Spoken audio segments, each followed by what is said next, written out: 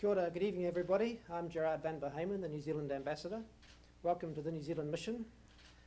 The New Zealand Government is holding a press conference tonight at two ends of the world.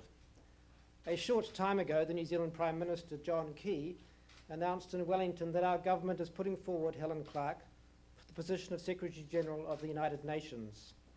The Prime Minister's letter of nomination has just been sent to the President of the General Assembly and the President of the Security Council. The Prime Minister's press release and the Prime Minister's letter of nomination is in your pack. We're happy to make available what he said in detail in Wellington. It's important that I, however, reiterate the key messages from the Prime Minister. These are that the world and the United Nations are facing significant challenges. The United Nations needs a proven leader who is pragmatic and effective. It's time for the United Nations to elect the best person for the job. That person is Helen Clark.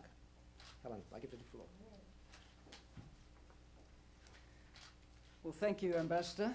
And as the Ambassador just said, in the last few minutes, the New Zealand Prime Minister John Key in Wellington has announced that the New Zealand Government is nominating me for the position of United Nations Secretary General. And I'm very, very honoured to receive the full backing of the New Zealand Government and by all the correspondence and traffic coming in, enormous support from the people of New Zealand. New Zealand is a Pacific nation of great diversity, situated in a region of great diversity. New Zealanders have developed over time our own way of getting along with each other and getting things done. The tradition of being tolerant, pragmatic and fair is part of who we are. I'm running for Secretary General because I believe that with this background, I can offer the style of leadership which is needed today and which will help the United Nations meet the very serious challenges which lie ahead. As one of the longest serving Prime Ministers of New Zealand, and now having been leader of UNDP and chair of the UN Development Group these past 7 years, I believe I am the right person for the job. New Zealand, as this Pacific nation, has a proud history of support for the United Nations, right from the very beginning of the drafting of the Charter. We need a UN which is up to the task of tackling the major challenges facing our world today, and I believe I am the leader that is up to the task of leading the organisation. I want to do it because I am deeply committed to the ideals of the UN Charter and have supported it my whole adult life. At its best, the position of UN Secretary General is about giving a voice to the world's 7 billion plus people who look to the UN for hope and support and inspiration. I do intend to run an accessible campaign, and I look forward to engaging with the General Assembly next week and with the broader public in the weeks ahead. I will obviously be talking in more detail about the vision that I have for the organisation and my priorities in the coming period, which I anticipate will be for quite some months. Thank you for coming, and I will look forward to your questions after a brief New Zealand interlude.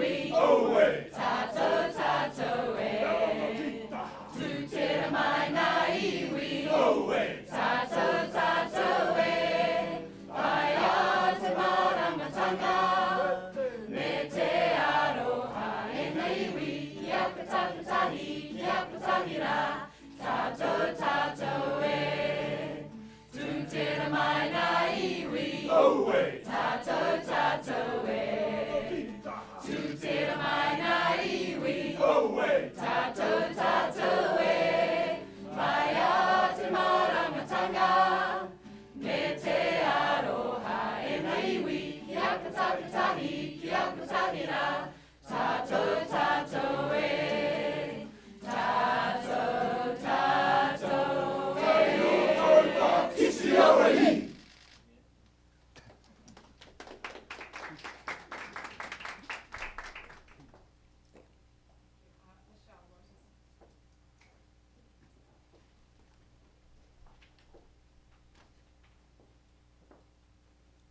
Thank you. Thank you so much. Michelle Nichols from Reuters. Could you tell us a little bit more about why you decided to make this decision to run for Secretary General? And how do you hope to convince countries like Russia, who think that the next Secretary General should come from Eastern Europe? I decided to run having received the full backing of the New Zealand government because I believe I have the skills for the job. It is an extremely challenging position, but I'm used to that. My whole adult life has seen me progressively stepping up to leadership challenges, including to those in my own country, and then here at the United Nations, heading the development system these past 7 years. When nominations were called for from member states, they were called for from all member states. Already one senior representative from outside Eastern Europe has nominated. I anticipate there will be other nominations.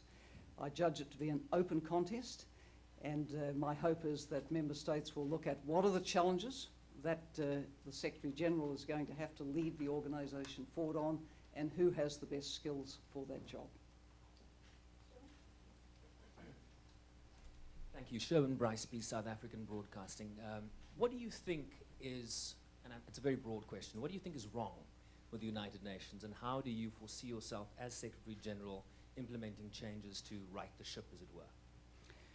I don't set myself up as a candidate saying what's wrong with it. I say what's right with it and what could be built on. The Charter in 1945 was a visionary document, but some of the challenges which the world faces today were not even envisaged in 1945. We had a charter that set out ambitions on peace and security, coming out of World War II, where wars between nations had been devastating. With few exceptions, the world has found a way to deal with conflicts between nations, but we face so many conflicts, very different in nature, many civil wars, many disparate non-state actors, violent extremists.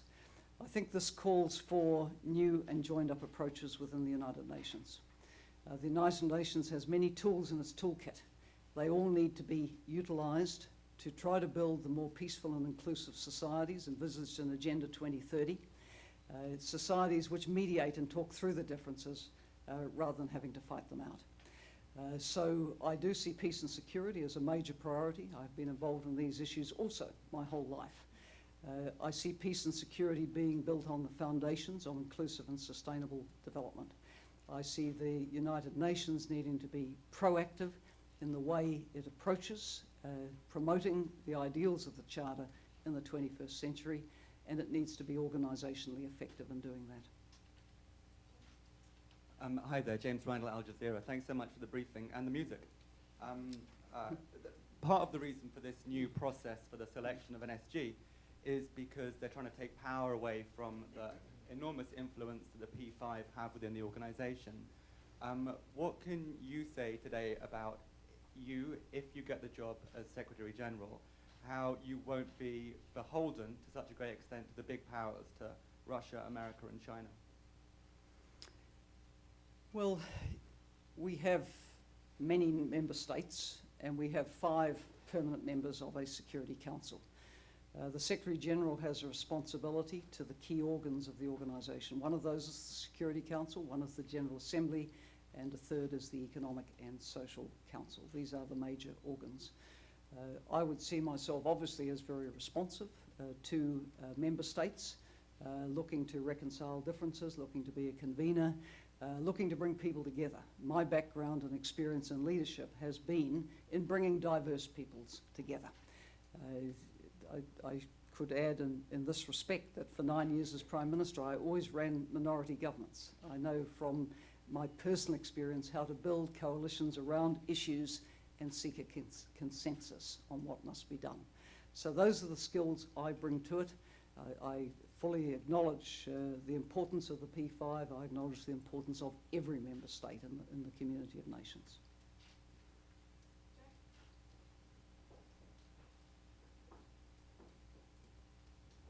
Clark, Jack Tame from TV New Zealand. I just wondered, as Secretary General, are there specific areas or issues or conflicts to which you would give the most priority, the highest priority? Well, we're standing here at the beginning of April in 2016, and we see world events move very, very fast. There may be issues emerging we haven't even foreseen today. What I would love to see, if I were able to enter the office of Secretary General on the 1st of January, would be that there would already be a political and peace process underway in Syria, because it's been waited for a long time. But perhaps to use that example, I do believe that the good offices of the Secretary General, the proactive work through special envoys, the seeking to bring people together, no matter how intractable disputes seem, has to be a huge priority for the leader of the organisation.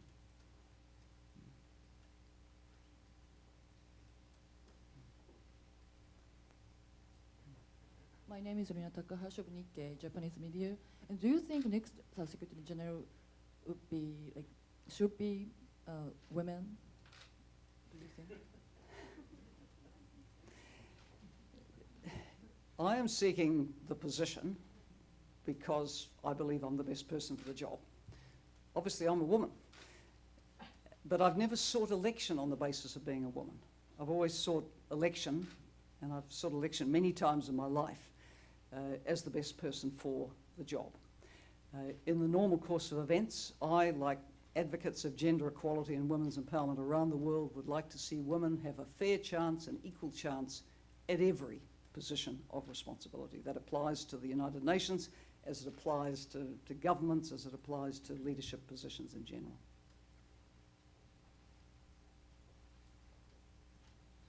Bingxin Li from People's Daily in China.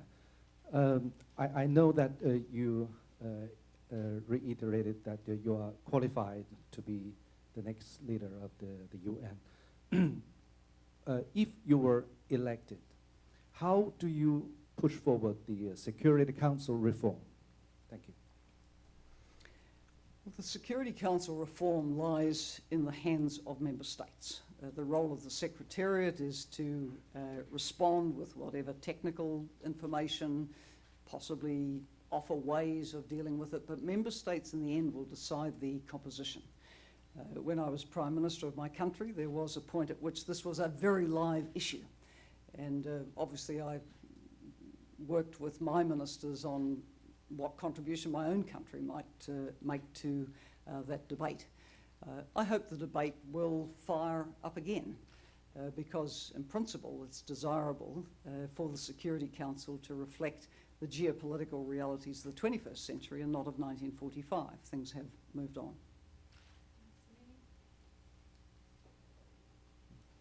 Ms. Clark, who are you meeting with this week in New York, and do you have meetings confirmed with all the permanent members of the Security Council? So my process from here is that I have not sought to seek to set up meetings prior to this announcement. And actually at midnight tonight I intend to honour a commitment to go to Cairo and speak at a major Arab League and Government of Egypt hosted meeting on the Sustainable Development Goals. I will be back on Thursday and then working with the permanent mission we will start putting in place our program of calls, and I would like to have some done prior to the General Assembly sessions next week, which I hope to be included in. So it will evolve from here.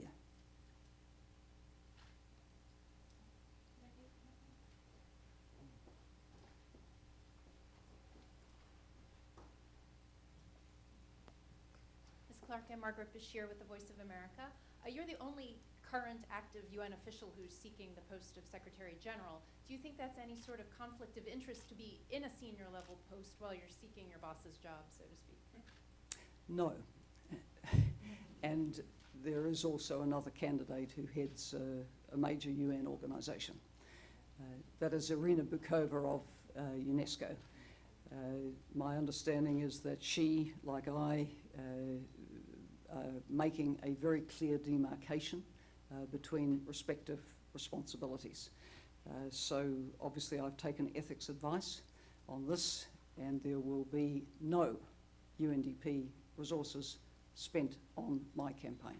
This campaign will be funded by the New Zealand government, and I will take the leave required to do that. I do have responsibilities to UNDP, which I will discharge, but you can be assured that I am extremely mindful of responsibilities in this regard.